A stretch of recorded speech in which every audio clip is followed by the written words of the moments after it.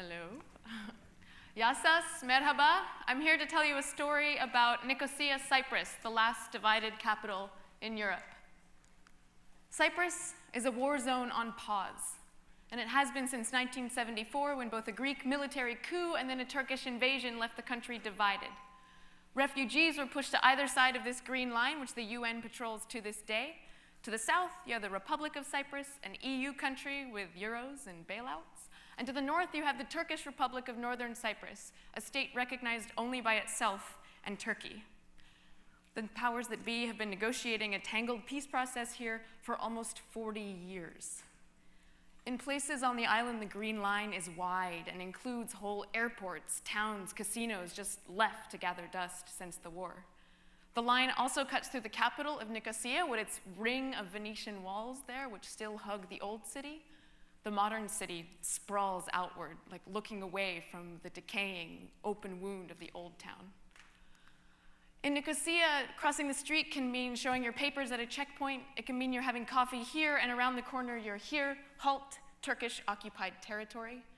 There are bloody reminders of the conflict like these stickers in Greek, which announce, "I don't forget."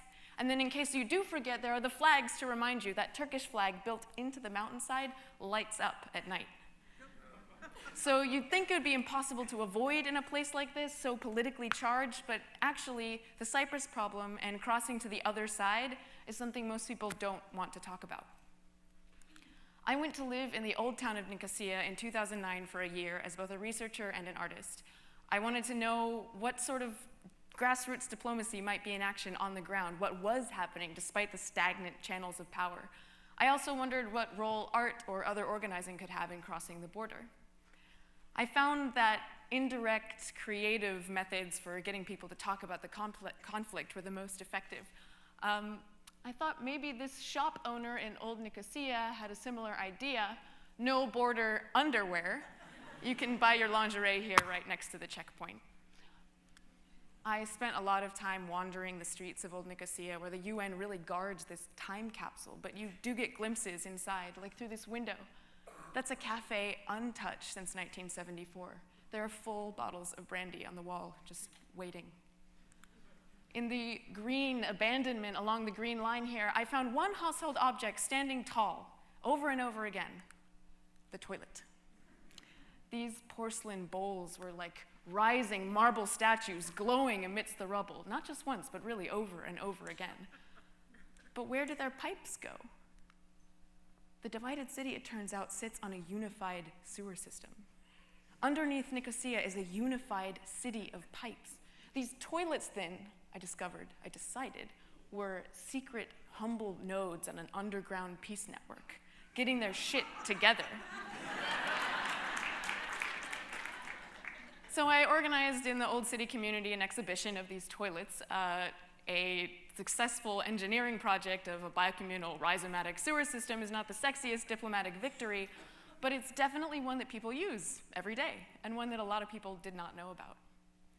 So if Cyprus can get together for this shit, why the standoff?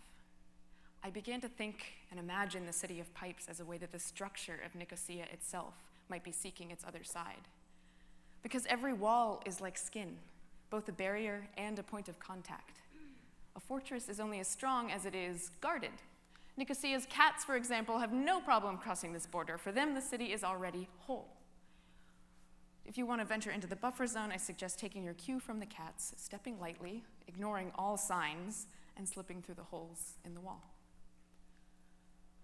You can feel the high of the trespass, but also the weight of the silence here and whatever happened, loss, unfinished.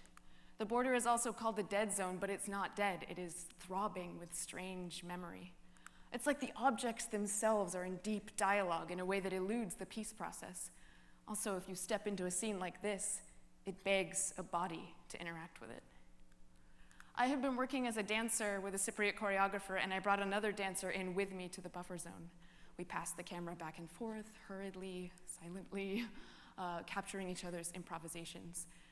The body moves differently in the dead zone. Definitely you're afraid of getting caught, but also there's a certain different gravity. It affected everything, even when we tried to play with our surroundings.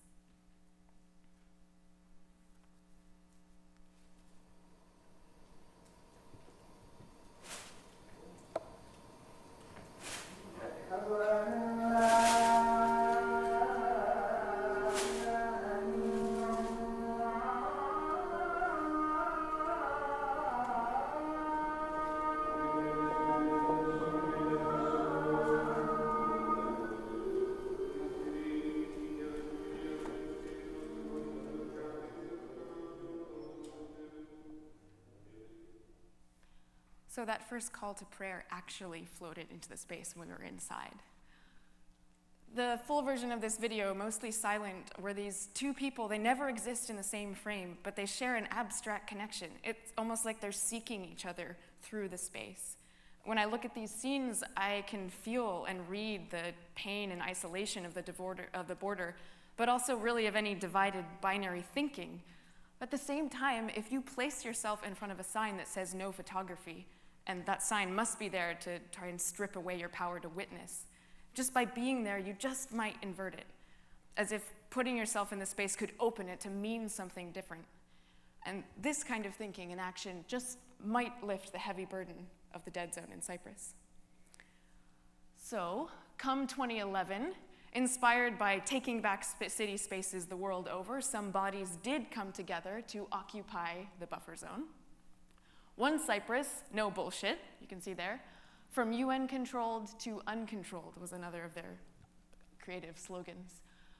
I was in London, but in touch with friends among these protesters who were coming together to form a Cypriot public, one that was even temporarily proclaiming their right to the city as a whole.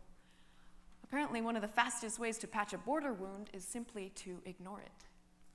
This rush of bodies, like water through those pipes, is in that same forbidden no man's land, instantly turning it from military space to public space by virtue of their being there.